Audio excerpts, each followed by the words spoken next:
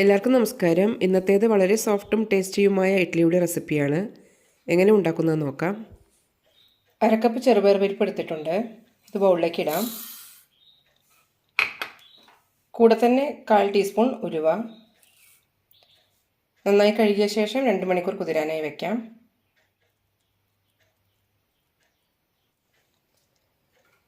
പരിപ്പൊക്കെ നന്നായി കുതിർന്നിട്ടുണ്ട്. തരികളില്ലാതെ നന്നായി അരച്ചെടുക്കാം.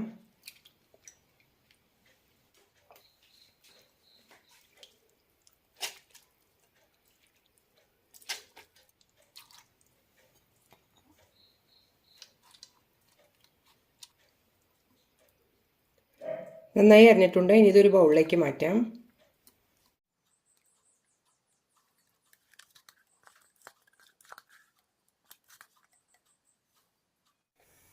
പാനിലേക്ക് 1 ടീസ്പൂൺ എണ്ണ ഒഴിക്കാം. എണ്ണ ചൂടായിട്ടുണ്ട്. ഇതിലേക്ക് 1/2 ടീസ്പൂൺ കടുക് ഇടാം.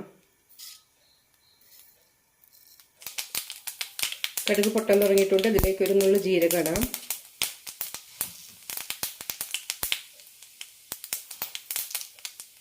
അര ടീസ്പൂൺ ഉഴുന്ന്, 1/2 ടീസ്പൂൺ കടലപ്പരിപ്പ്.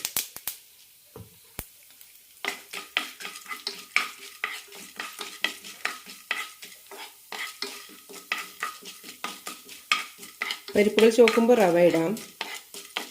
1/2 കപ്പ് റവയാണ് എടുത്തിരിക്കുന്നത്.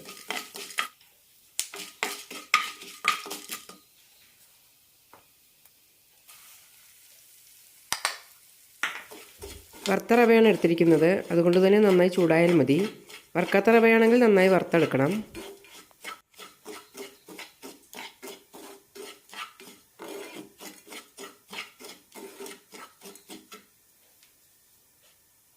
നന്നായി ചൂടായിട്ടുണ്ട്. ഇത്രയും മതി.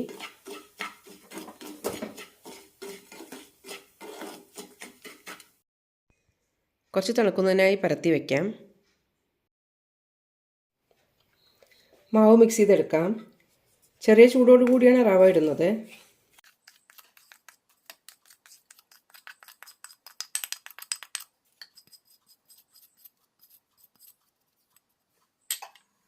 ഇതിലേക്ക് കുറച്ച് മല്ലിയില അരിഞ്ഞതിടാം. ക്യാരറ്റ്, പച്ചമുളക്, കറിവേപ്പില.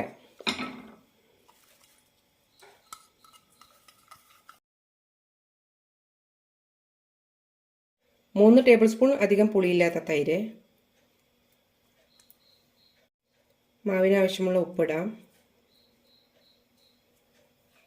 നന്നായി മിക്സ് ചെയ്യാം.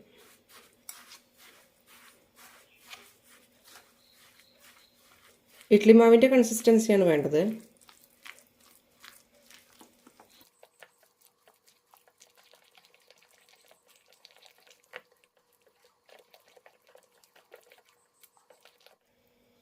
രണ്ട് ടേബിൾ സ്പൂൺ കൂടി വെള്ളം ഒഴിക്കുന്നുണ്ട്. നന്നായി മിക്സ് ചെയ്യാം.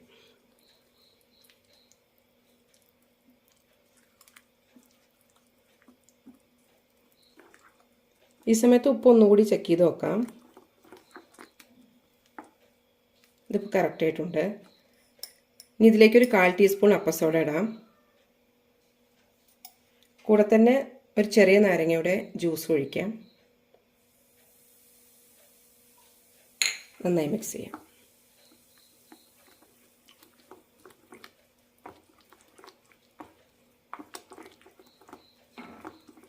നന്നായി മിക്സ് ചെയ്ത ശേഷം 1/2 മണിക്കൂർ റെസ്റ്റിനായി വയ്ക്കാം.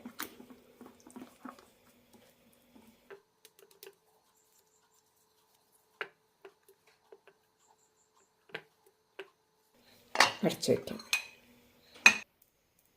1/2 മണിക്കൂറായിട്ടുണ്ട്. മാവ് കുറച്ച് കട്ടിയായിട്ടുണ്ട്. കുറച്ചുകൂടി വെള്ളം ഒഴിക്കാം. 1 ടേബിൾ സ്പൂൺ ഒഴിക്കുന്നുണ്ട്.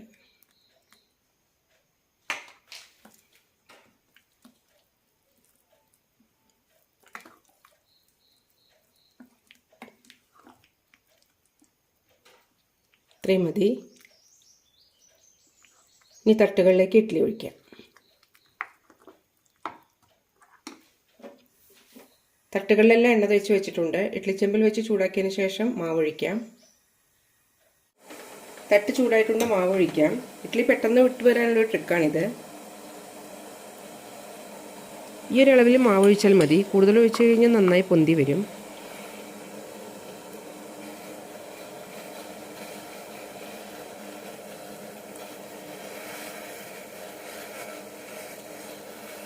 പത്ത് മിനിറ്റ് അടച്ചു വെച്ച് വേവിക്കാം.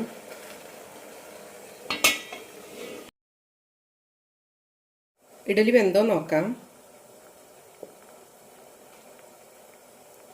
ഒട്ടിപ്പിടിച്ചിട്ടില്ല, നന്നായി വെന്തിട്ടുണ്ട്. തണുത്തതിന് ശേഷം മോൾഡിൽ നിന്ന് എടുക്കാം. ഇഡ്ഡലി തണുത്തിട്ടുണ്ട്, ചെറിയ ചൂടേ ഉള്ളൂ ഇപ്പോൾ.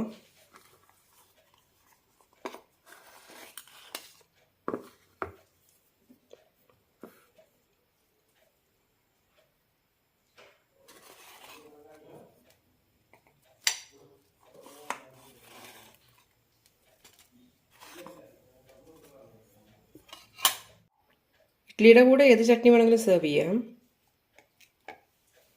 ഇഡ്ഡലി നല്ല സോഫ്റ്റുമാണ്, വളരെ ടേസ്റ്റിയുമാണ്. പ്രോട്ടീൻ റിച്ചായ ഇഡ്ഡലിയുടെ റെസിപ്പി ഒന്ന് ട്രൈ ചെയ്ത് നോക്കൂ.